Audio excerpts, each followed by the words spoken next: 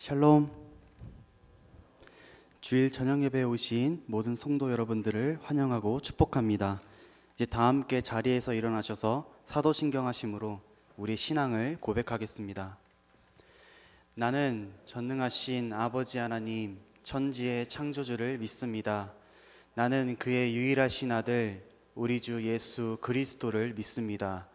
그는 성령으로 잉태되어 동정녀 마리아에게서 나시고 본디오 빌라도에게 고난을 받아 십자가에 못 박혀 죽으시고 장사된 지 사흘 만에 죽은 자 가운데서 다시 살아나셨으며 하늘에 오르시어 전능하신 아버지 하나님 우편에 앉아 계시다가 거기로부터 살아있는 자와 죽은 자를 심판하러 오십니다.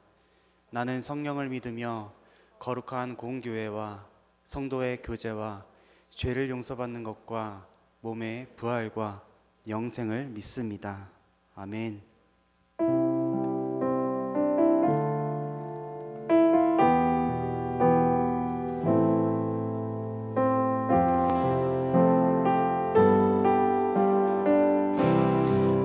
하나님의 은혜로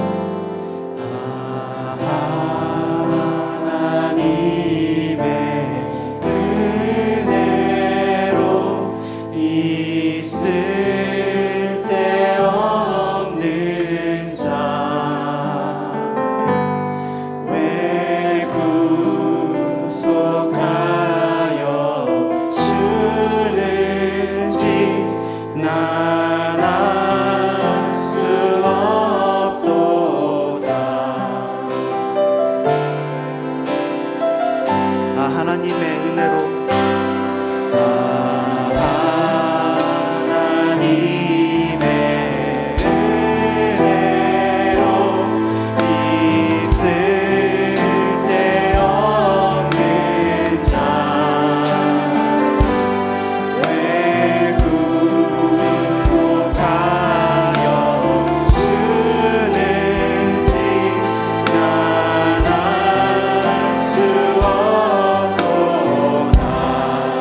내가 믿고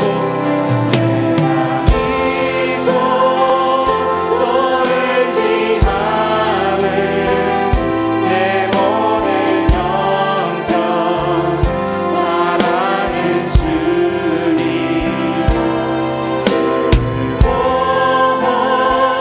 보호해 주실 것을 나는 확실히 왜 내게 굳세 믿음과 도움을 주셔서 내 마음이 항상 변하지 않을 수 없도다. 내가 믿고 또 의지함은 내 모든 형편 사랑하는 주님 보호해 주실 것을 나는 확실히 아네.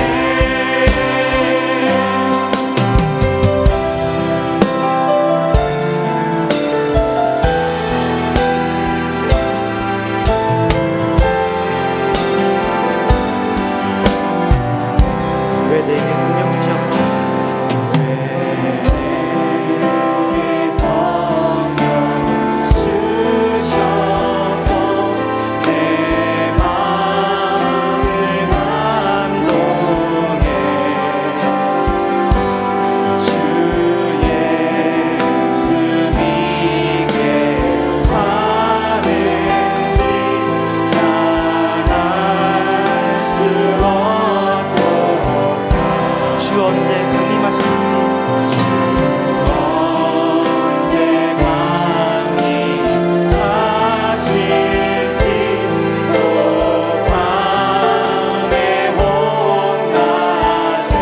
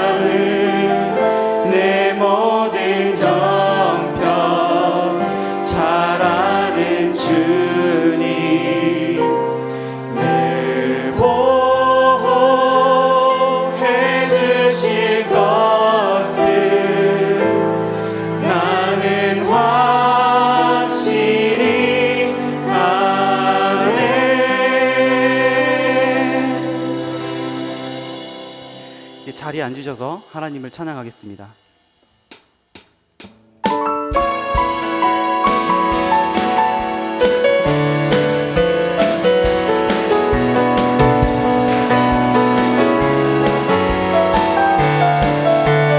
나의 가장 낮은 마음 주께서 기뻐하시고 작은 일에 기쁨을 느끼게 하시는도다. 내가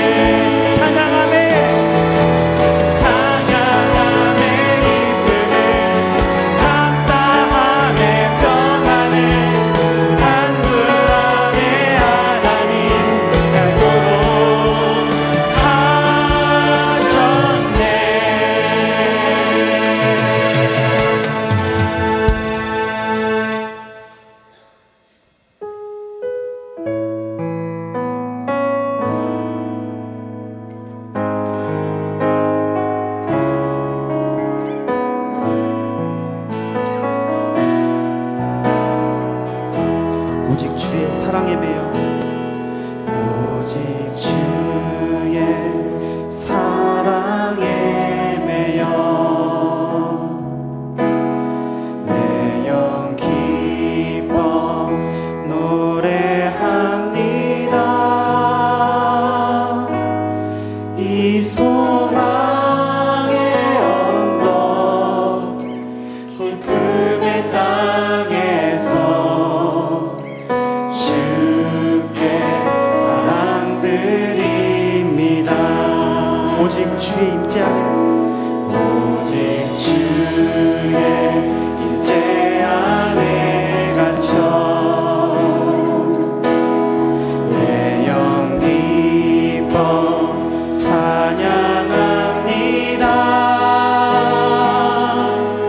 이 소명의 언덕 거룩한 땅에서 주께 경배드립니다. 오직 주의 사랑에 매여 오직 주의 사랑에 매여 내 영 기뻐 노래합니다. 이 소망의 언덕 기쁨의 땅에서 주께 사랑드립니다. 오직 주의 임재 안에 오직 주의 임재 안에 갇혀 내 영 기뻐 찬양합니다. 이 소명의 언덕 거룩한 땅에서 주께 경배드립니다. 주께서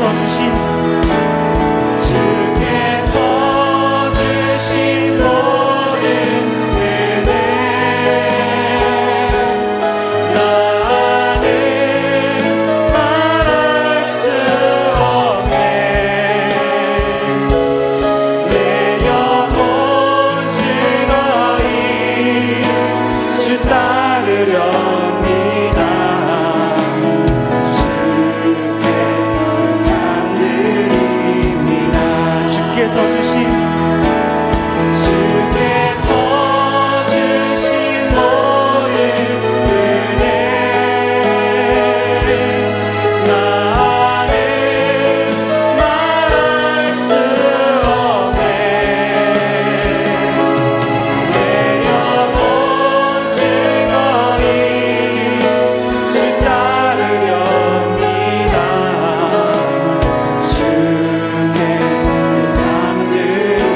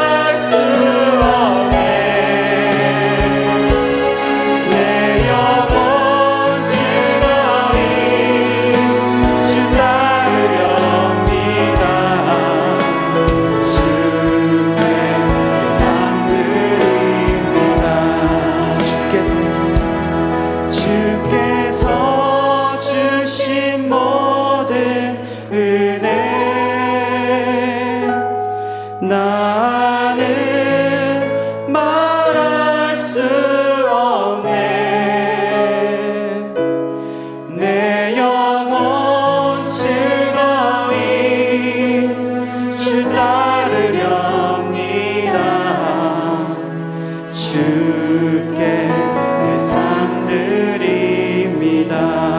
주께 내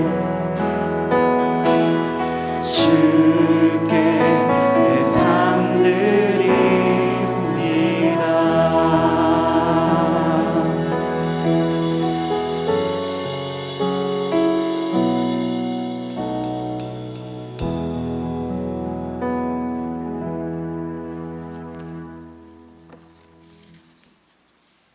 은혜와 사랑에 풍성하신 하나님 아버지, 큰 비와 폭염 속에서도 우리를 보호하시고 이렇게 아침과 저녁으로 아버지께 찬양을 드리고 말씀을 듣게 하시니 얼마나 감사한지요. 하나님 아버지께서 창조하신 아름다운 자연이온데 저희의 탐욕과 교만으로 아버지께서 만드신 이 땅의 질서를 혼란스럽게 하셨습니다. 큰 자연 재난과 환난을 겪을 때마다 저희가 얼마나 하찮은 존재인지, 얼마나 큰 사랑과 보살핌으로 살아가는지 깨닫습니다. 앞이 보이지 않는 절망과 두려움 속에 있을 때에도 등 뒤에서 기다려주시며 주실 것을 예비하시는 아버지 하나님의 크신 사랑에 감사를 드립니다. 이 세상 살아가는 동안 작은 성취와 실패로 교만하거나 절망하지 않게 하시고 주님 허락하신 자리에서 명하신 일을 잘 감당하게 하시옵소서. 우리의 지식과 욕심으로 하지 않게 하시고 주님이 원하시는 방법으로 감당하게 하옵소서. 이 땅의 교회와 저희를 불쌍히 여기시고 용서하여 주시옵소서. 독생자 아들을 보내사 그 핏값으로 우리를 사시고 항상 깨어 기도하라 땅끝까지 내 증인이 되라 하셨사온데 우리끼리 즐거웠으며 작은 성장에 교만하여 주변의 아픔에 함께하지 아니하고 착한 사마리아인의 행실을 보이지 못하였습니다. 우리의 잘못된 행실로 아버지의 자녀가 되는 축복을 받고도 세상의 비난과 외면을 받았습니다. 아버지 하나님, 우리의 생각과 말과 행동을 주장하사 믿음의 선배들이 그리했던 것처럼 세상에 아버지의 영광을 드러내 아버지가 누구인지 얼마나 좋은 분인지 감동으로 전할 수 있게 하옵소서. 목사님을 통해 주시는 은혜의 말씀을 듣습니다. 말씀을 통하여 우리 영혼에도 아담에게 주셨던 생기를 불어넣어 주시옵소서. 저희의 심령은 메마른 자갈밭 같아 성령님이 함께하지 아니하시면 그 말씀이 타버리거나 빼앗길 것 같습니다. 사울을 바울로 쓰심같이 엠마오로 가는 두 제자에게 하신같이 저희와 함께 하옵소서. 이 시간 주시는 말씀이 저희의 마음 앞에 깊이 뿌리내려 세상을 사는 동안 선택과 결정의 순간마다 주님의 말씀으로 판단하게 하옵소서. 아버지의 이름으로 모이는 자리에 육체와 심령의 질병으로 함께하지 못한 많은 이들이 있습니다. 우리의 둔하고 거친 입술로 어찌 위로가 되리이까. 저희 하나하나의 처지와 형편을 주님 아시오니 주님의 방법으로 위로하시고 질병의 고통도 감하여 주시고 그 심령도 절망과 좌절로 고통받지 않게 하옵소서. 환난 중에도 등 뒤에서 기다리시며 좋은 것 준비하시는 아버지 하나님을 믿게 하시고 그 믿음 중에 앞날의 소망을 갖게 하시옵소서. 예수님 이름으로 기도하오며 이제 함께 주님께서 가르쳐 주신 기도를 드리옵나니, 하늘에 계신 우리 아버지여, 이름이 거룩히 여김을 받으시오며 나라가 임하시오며 뜻이 하늘에서 이루어진 것 같이 땅에서도 이루어지리이다. 오늘 우리에게 일용할 양식을 주시옵고 우리가 우리에게 죄 지은 자를 사하여 준 것 같이 우리의 죄를 사하여 주시옵고 우리를 시험에 들게 하지 마시옵고 다만 악에서 구하시옵소서. 나라와 권세와 영광이 아버지께 영원히 있사옵나이다. 아멘.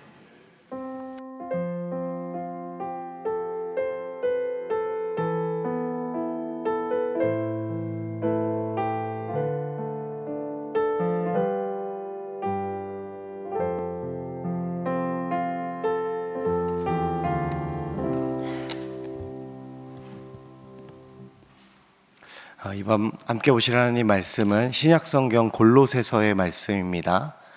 신약성경 골로새서 1장 21절로 29절까지의 말씀입니다.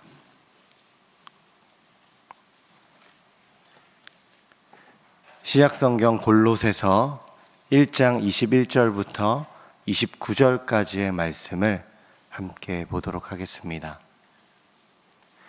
우리 살아계신 하나님의 말씀을 함께 받들어 읽겠습니다.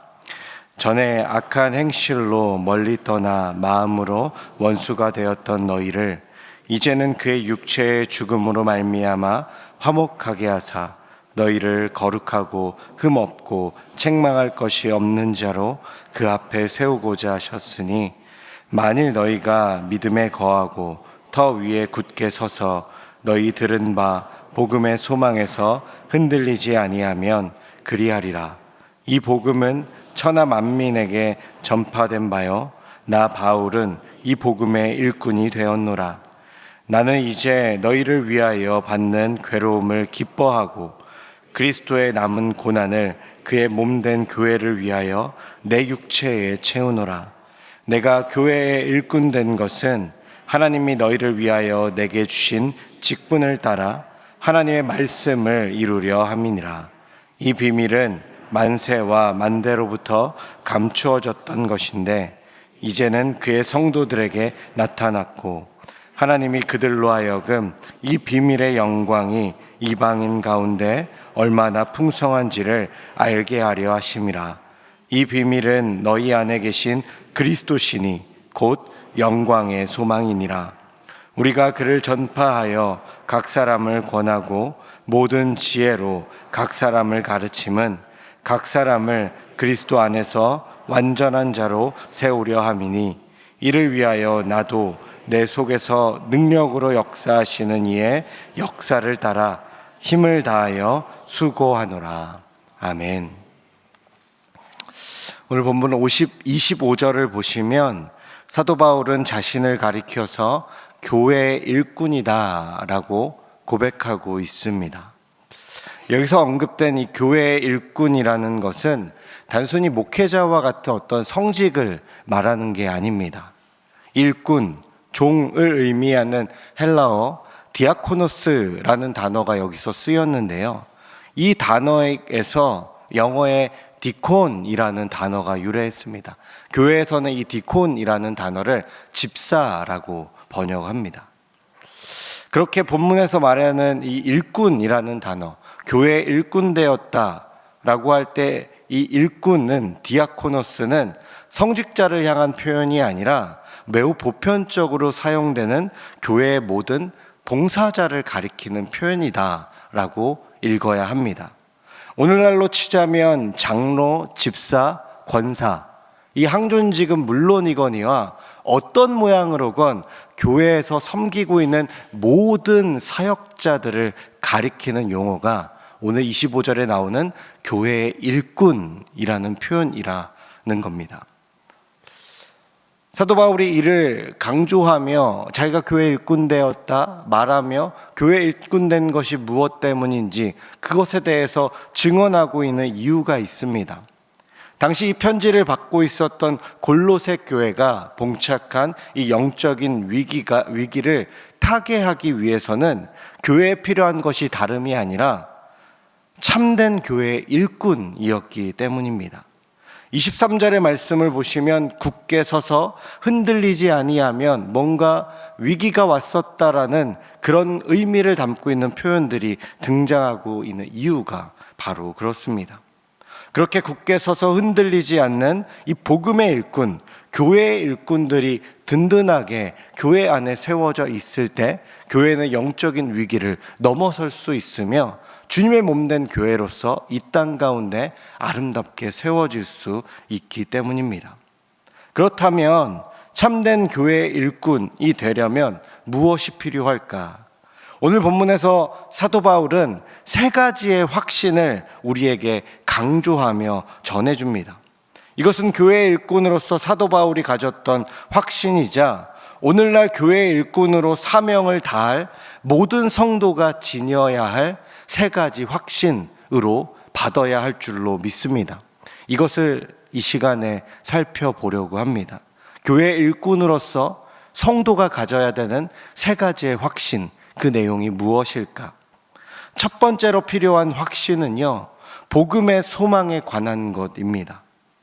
사도 바울은 25절에서 교회 일꾼됨을 말하기에 앞서 23절에서 보시면 복음의 일꾼 되었다라는 표현을 먼저 사용하고 있습니다. 이 순서는 상당히 중요하고 우리가 관심을 가져야 하는 겁니다. 왜냐하면 복음에 대한 확신 없이 단지 교회에서 연수가 길다는 이유만으로 교회 일꾼된 사람들은 교회를 흔들 위험이 크기 때문에 그렇습니다. 교회 일꾼에게 가장 먼저 가장 중요한 것은 다른 것이 아니라 복음에 대한 확신이어야 한다라는 거죠. 거룩하고 고귀한 복음만이 인간을 구원할 수 있고 이 복음만이 인간을 변화시킬 수 있는 유일한 능력이기 때문에 그렇습니다. 그 복음의 능력을 확신하고 경험한 사람, 그 사람이 바로 은혜 받은 자이며 그 은혜 받은 자가 교회의 일꾼으로 서 나갈 수 있는 거죠. 오늘 본문에서도 이 복음의 핵심적인 은혜를 우리에게 전해주고 있습니다. 오늘 본문 21절과 22절의 말씀을 우리가 함께 읽어보겠습니다. 21절과 22절입니다.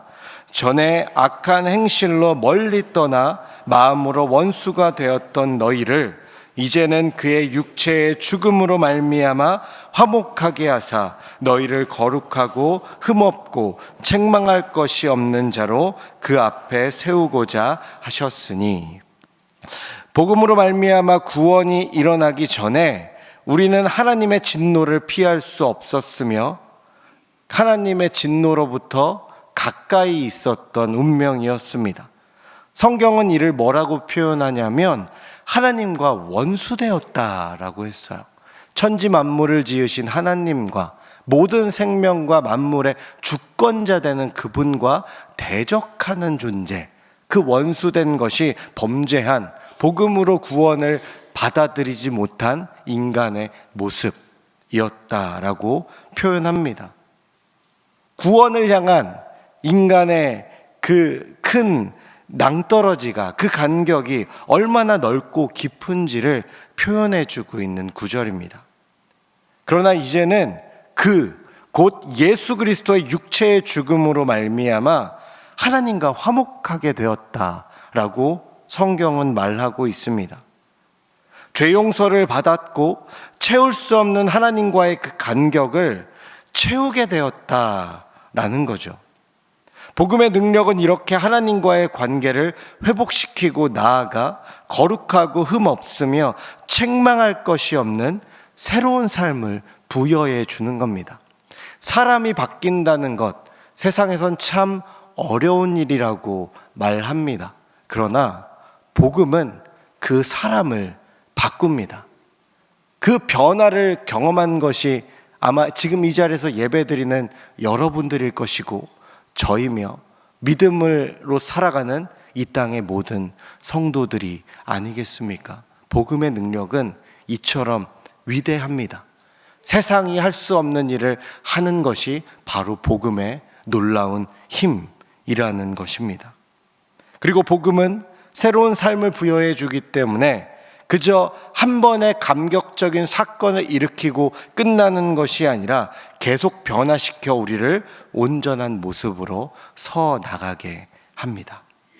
이 복음이 성도에게는 가장 중요하며 교회에서도 가장 중요한 것입니다. 그렇게 복음의 일꾼된 사람, 주님의 몸된 교회를 위하여 일꾼이 되는 것은 이 복음에 대한 확신이 분명히 그 마음 가운데 자리해야 하지 않겠습니까? 복음이 나를 바꾸고 온전하게 합니다. 그리고 이 복음의 능력이 나를 통해서 또 누군가를 바꾸고 온전하게 하는 놀라운 기적을 만나게 해줍니다.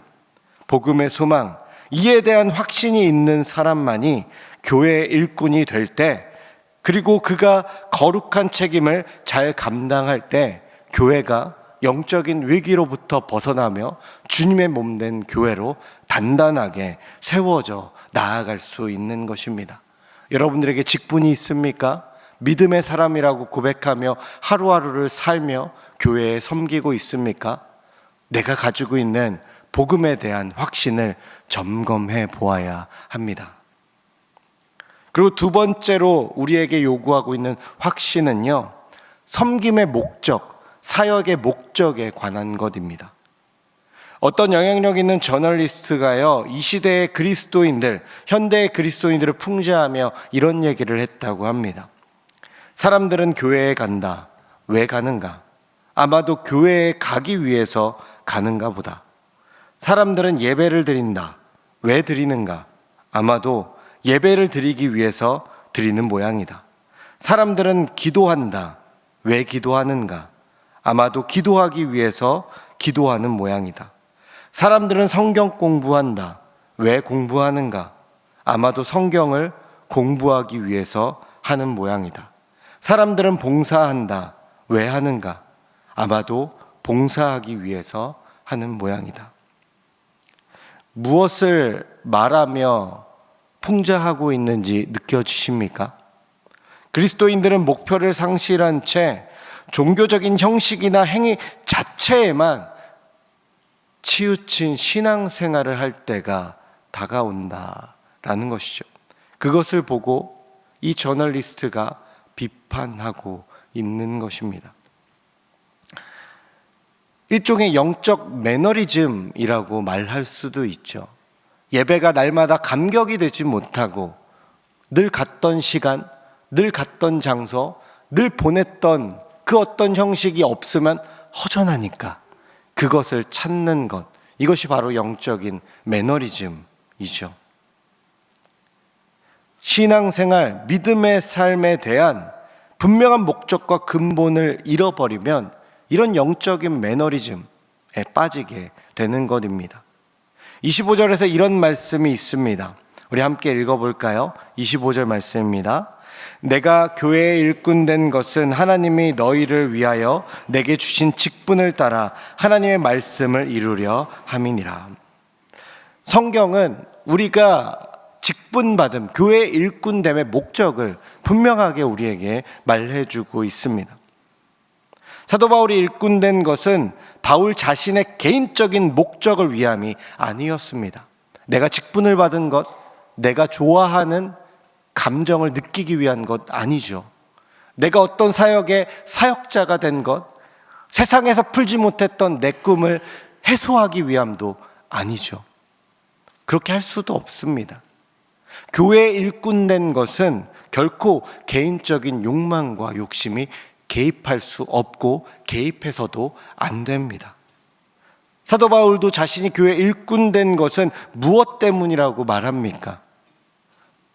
성경은 하나님의 말씀을 이루기 위하여 교회에 일꾼되었다라고 우리에게 말해주고 있습니다. 그렇다면 하나님의 말씀을 이룬다라는 것은 무슨 의미가 있을까요? 이 의미를 알려면 하나님의 말씀이 가르치고 있는 핵심이 무엇인지를 우리가 알아야 합니다. 26절은 그 핵심을 비밀이라는 단어로 비유적으로 표현하고 있습니다. 그리고 27절에서는 그 비밀의 정체를 밝히고 있습니다. 오늘 본문 27절의 말씀 함께 읽어봅시다. 하나님이 그들로 하여금 이 비밀의 영광이 이방인 가운데 얼마나 풍성한지를 알게 하려 하심이라. 이 비밀은 너희 안에 계신 그리스도시니 곧 영광의 소망이니라. 아멘. 비밀이 뭐라고 성경은 우리에게 말해주고 있나요? 하나님의 말씀에 놀라운 비밀이 있는데 그 비밀이 곧 예수 그리스도시다 라고 말하는 겁니다. 그렇게 하나님의 일을 하는 것, 곧 하나님의 말씀을 이루는 것은 다른 것이 아니라 예수 그리스도를 드러내며 예수 그리스도의 뜻을 이 땅 가운데 밝히 드러내며 행하는 것입니다. 그래서 본문 28절에서 보시면 이에 대한 행동 명령이 담겨져 있습니다. 오늘 보면 28절도 읽어봅시다. 우리가 그를 전파하여 각 사람을 권하고 모든 지혜로 각 사람을 가르침은 각 사람을 그리스도 안에서 완전한 자로 세우려 함이니. 여기서 우리는 세 개의 동사에 집중해야 하는데요. 전파하라, 권하라, 가르치라 라고 하는 동사가 보입니다. 이는 예수님을 믿는 믿음으로 사람을 세우는 중요한 과제이죠. 먼저는 전해져야 하고 그에게 권해야 하고 그것이 그의 것 되도록 가르쳐야 하는 것, 그것이 믿음의 사람으로 세우는데 너무나 중요한 행동이요 전도의 구체적인 단계라고 말할 수 있을 겁니다. 이 모든 단계와 과정을 다른 말로 말하자면 제자 삼기라고 말할 수 있어요. 완전한 자, 곧 믿음의 온전한 자로 세우는 것, 그것이 곧 제자 삼기죠. 사람을 세우는 일. 교회의 일꾼은요, 이 목표를 놓쳐서는 안 됩니다. 교회 섬기는 모든 사람이 지향해야 하는 목표는 믿음의 사람을 세우는 일이에요. 내가 있는 동안 무언가 화려하게 이루어지는 게 중요한 것이 아니라 이 사역을 귀하게 받들고 이어나갈 다음 세대들이 계속 자라날 수 있도록 하는 것이 가장 중요한 목적이다라는 것입니다. 교회의 진정한 목적은 믿음의 사람을 세우는 것이기 때문에 그렇죠. 이 때문에 우리에게 다음 세대가 중요한 것 아닙니까? 지금 내가 있는 직분의 자리와 섬김의 자리에 저기서 밖에 뛰어놀고 있는 그 어떤 어린아이가 장로가 되며 집사가 되며 권사가 되어야 하는 것이잖아요. 그 아이가 어느 팀의 팀장이 되어야 하고 그 아이가 어느 사역의 자리에 자리할 수 있어야 하잖아요. 그것이 교회 일꾼된 모든 성도들의 이 일의, 이 사역의 목적이다라고 하는 것, 그것을 오늘 성경이 우리에게 말하고 있는 겁니다. 이 목적에 대한 확신이 있는 자가 참된 교회의 일꾼이다라고 말할 수 있는 거죠. 마지막으로 교회의 일꾼에게 중요한 확신은요, 다름 아닌 고난의 가치에 관한 것입니다. 고난의 가치. 29절의 말씀 우리 함께 읽어볼까요? 오늘 본문 29절입니다. 이를 위하여 나도 내 속에서 능력으로 역사하시는 이의 역사를 따라 힘을 다하여 수고하노라. 사도 바울은 각 사람을 그리스도 안에서 온전한 사람으로 세우는 일을 위하여 힘을 다하여 수고했다라고 자기 고백을 하고 있습니다. 여기서 힘을 다한다라는 표현에 우리가 집중하며 묵상해 볼 필요가 있는데요. 힘을 다한다. 모든 에너지가 소진할 때까지 최선을 다한다라는 의미가 되기도 하고, 이 고백은 어떠한 고난도 감사할 각오를 담은 필사의 고백, 어떠한 고난도 감당할 각오를 지닌 필사의 고백, 힘을 다하겠다. 그래서 24절에 이러한 고백도 있는 겁니다. 24절의 말씀에 이렇게 고백합니다. 나는 이제 너희를 위하여 받는 괴로움을 기뻐하고 그리스도의 남은 고난을 그의 몸된 교회를 위하여 내 육체에 채우노라. 고난의 가치가 얼마나 귀한 것인지, 고난의 가치는 기쁨이라고 하는 것, 고난의 가치는 사람을 세운다고 하는 것, 고난의 가치는 몸된 주의 교회를 위한다라고 하는 것, 그것을 사도 바울은 확신하고 있었다는 거예요.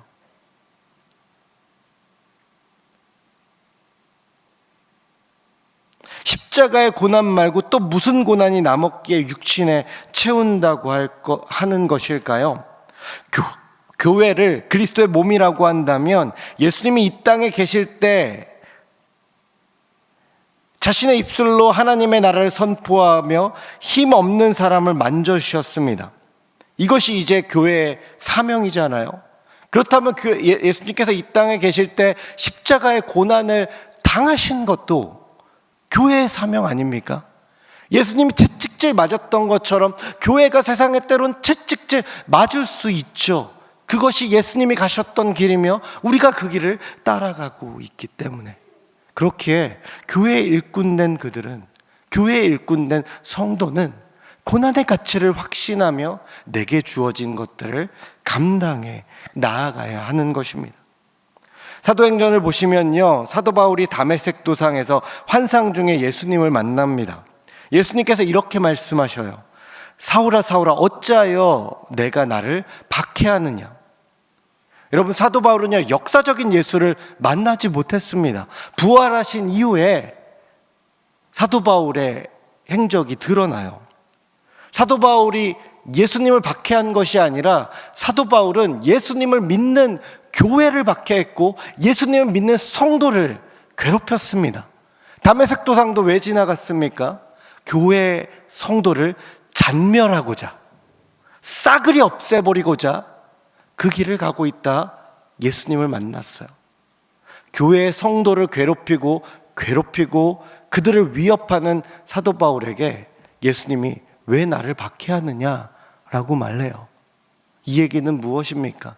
주님의 몸된 교회를 괴롭히는 것, 예수님을 향한 박해, 예수님을 향한 괴롭힘이 된다라고 하는 전제로 이런 얘기하시는 것 아닐까요? 교회와 성도는요, 그리스도의 고난도 기꺼이 감당하는 공동체라는 사실을 기억해야 합니다.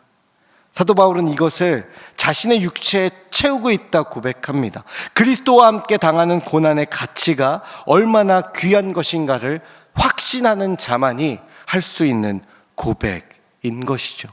이 자리에 나온 저와 여러분들도 이러한 고백이 터져 나올 수 있기를 간절히 바랍니다. 찬송가 작시작 가운데 프란시스 헤버갈이라고 하는 여인이 있습니다. 이 여성이 영국에서 태어나 수도 원장의 딸로 자랐는데요, 어린 시절 참 유복하게 살았다고 합니다. 그러다가 독일에서 유학을 하면서 처음 고생이라는 것을 경험하게 되었는데 몸에 병까지 들어서 치료를 받으며 힘들게 살아갔다고 합니다. 그런데 어느 날 이 뒤셀도르프라는 작은 도시에서 화랑에 들어갔다가 그림 한 점을 만나게 됐는데, 보시는 저 그림입니다. 스턴버그의 에케 호모, 이 사람을 보라 라는 작품을 보게 되었다고 합니다. 이 그림을 보게 되었는데 잠시 멈춰 있다가 이 그림 밑에 이러한 문구가 적혀 있었대요. 나는 너를 위해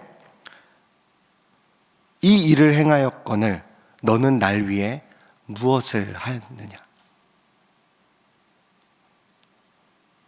이 헤버갈은 이 글을 읽는 순간 망치로 뒤통수를 얻어맞은 느낌이어서 너무나 감동이 되고, 주님께서 내게 주신 사랑, 그 사랑 앞에 아무것도 반응하지 못하는 자기의 모습을 반성하며 이 글을 메모해서 돌아가 오랜 시간 묵상했다고 합니다. 그렇게 묵상하며 자기를 돌아보는 가운데 영감이 떠오르게 되어 시를 쓰게 되었는데요, 이 시에 곡조를 붙여서 만들어진 찬송가가 바로 찬송가 311장이었다고 합니다. 내 너를 위하여 몸 버려 피 흘려 내 죄를 속하여 길을 주었다. 너 위에 몸을 주건만 날 무엇 주느냐. 너 위에 몸을 주건만 날 무엇 주느냐. 상당히 직선적인 가사, 이 이야기를 제가 몰랐을 때는요, 너무 노골적이다라고 느껴질 정도였습니다. 그런데 교회 일꾼으로 살아가는 모든 성도가 반드시 깊이 묵상해야 할 가사입니다.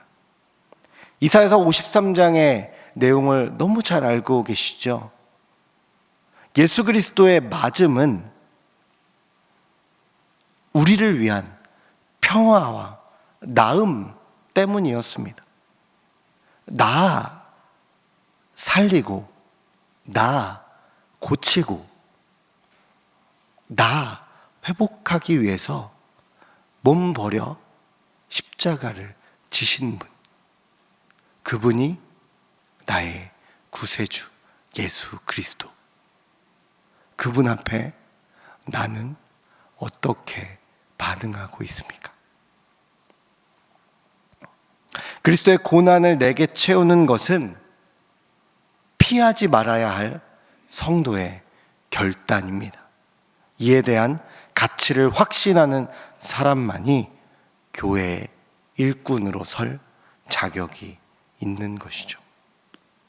사랑하는 여러분, 하나님은 저와 여러분들을 교회의 다양한 차원의 일꾼으로 부르셨습니다.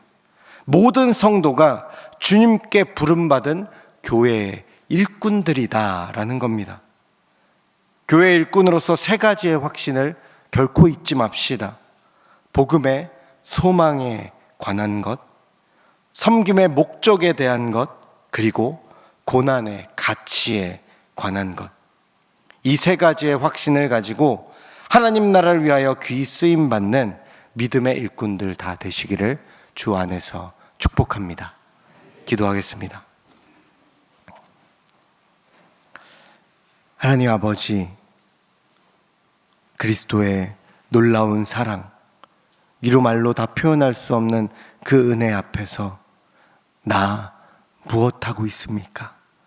나 어떻게 살아가고 있습니까? 그 은혜로 주어진 복음 앞에 내게 주어진 확신이 또렷합니까?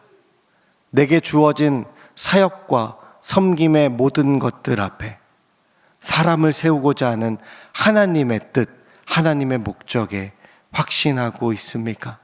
우리의 마음과 생각과 우리의 태도를 하나님 앞에 점검합니다. 말씀 앞에 다시금 점검하여 세워진 우리의 삶과 믿음의 모든 것들이 재조정되게 하여 주시옵소서. 그래야 해서 우리의 삶이 하나님께 조율된 삶이 되어서 하나님의 손에 의해 아름다운 소리를 들려줄 수 있는 복된 거룩한 성도가 되게 하여 주시옵소서. 이 밤 성령 하나님께서 함께하여 주심에 감사드리며 우리를 사랑하시는 예수 그리스도의 이름으로 기도드립니다. 아멘. 우리 다 함께 일어나셔서 찬송가 320장으로 하나님을 찬양합시다. 우리 옆에 분에게 이렇게 축복합시다. 당신은 교회의 거룩한 일꾼입니다.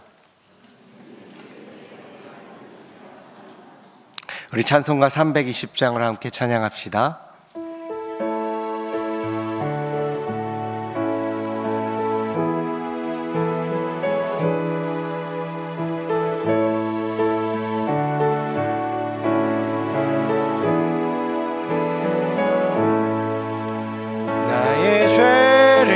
정케하사 주의 일꾼 삼으신 그새 주의 넓은 사랑 항상 찬송합니다.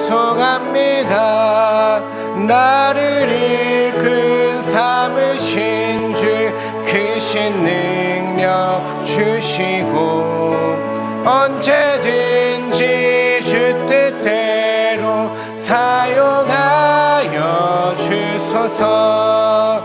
내게 부어주시려고 은혜 예비하신 주의 은혜 채워주사 능력 있게 하소서. 나를 일꾼 삼으신 주 크신 능력 주시고 언제든지 주 뜻대로 사용하여 주소서. 죄의 짐을 풀어주신 주의 능력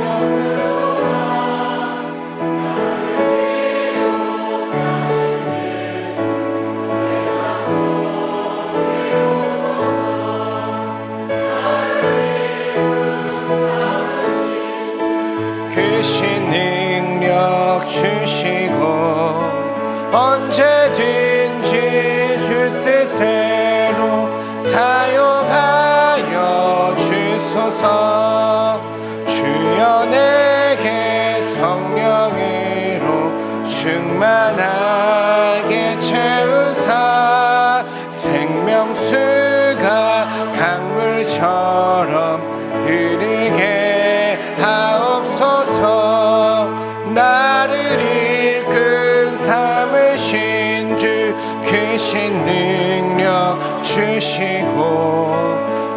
언제든지 주 뜻대로 사용하여 주소서.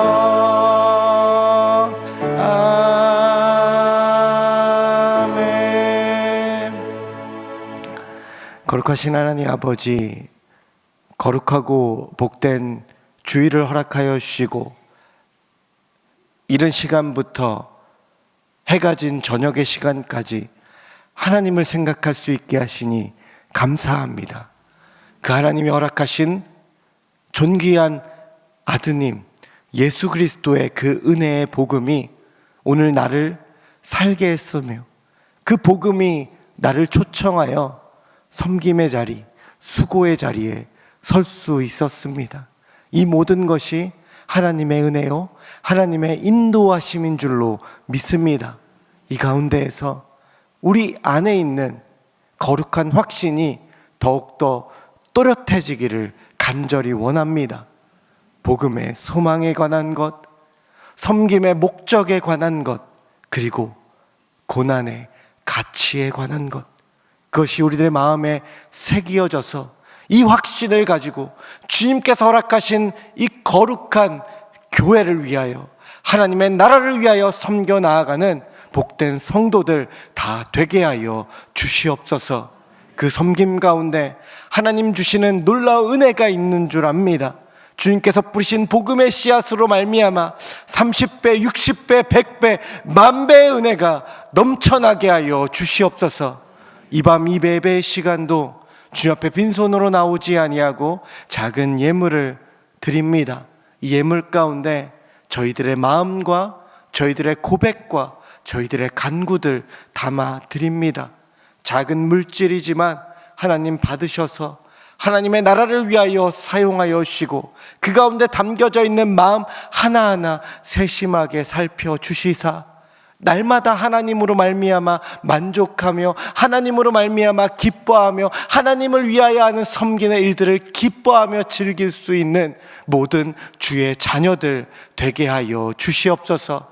이 밤 예배 허락하여 주시고 하나님을 생각하게 하신 그 거룩하신 은혜 감사드리오며, 이 모든 간구를 우리 구주 예수 그리스도의 이름으로 기도드리며, 이제는 우리 구주 예수 그리스도의 은혜와 하나님의 놀라우신 사랑하심과 성령 하나님의 감화 감동 역사하심이 교회 일꾼과 교회 섬기는 자로 부름받은 성도로서 복음에 대한 확신과 섬김의 그 목적에 대한 확신과 고난의 가치에 대한 확신으로 무장하여 주님의 몸된 교회, 하나님의 나라, 또한 우리에게 주어진 의무와의 사명을 위하여 달려나아가기를 결단하는 명선의 성도들 한 명 한 명의 머리 위에, 또한 우리가 모여 함께 예배하는 주님의 몸된 이 교회 위에 이제로부터 영원토록 함께 하시기를 간절히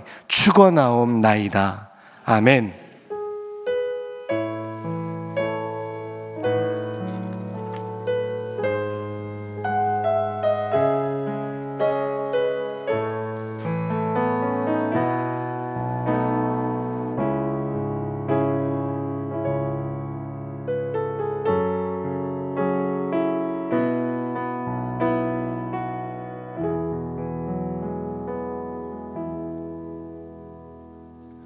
주께서 허락하신 거룩한 주일이 잘 마쳐졌습니다. 평안한 밤 되시고요. 내일 새벽에 뵙겠습니다.